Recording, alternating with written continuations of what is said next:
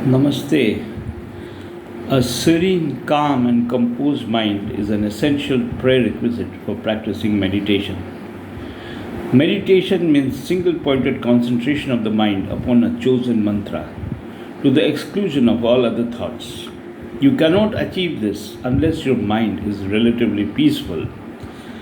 The mind becomes agitated because of indiscriminate sensual indulgence at the physical level and passive submission to likes and dislikes at the mental level. Verse 14 therefore directs the seeker to take the vow of brahmacharya and to control the mind.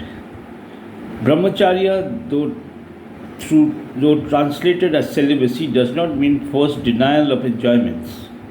It envisages a natural control over the senses because of one's appreciation of and identification with the higher values of life. When the intellect is fired with the knowledge of the self, the mind no longer indulges in its whims and fancies, its petty likes and dislikes. It has no value for them.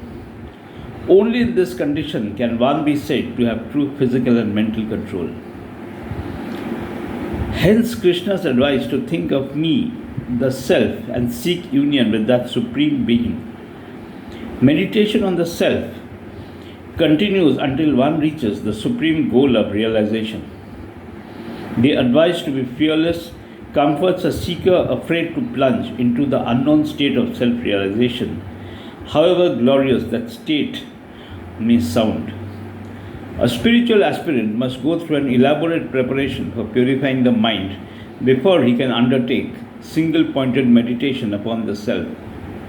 It has been made sufficiently clear and further elucidated in chapter 6 of the Gita that the mind must be calm and serene to be able to merge with the Supreme Self. Meditation may be compared to pushing a piston into a cylinder. Imagine a piston coated with scales of rust. It is in no condition to enter the cylinder. If forced as it is into the cylinder, it will break. It needs to be treated. First of all, remove the scales of rust. Then scrub it with rough emery paper and next with fine emery paper. Finally, wipe with a clean cloth. Similarly, clean the inside of the cylinder. Lubricate the inside of the cylinder and the outside of the piston. After all this preparation, simply place the piston in the mouth of the cylinder. It will slide in with no resistance whatsoever. That is meditation.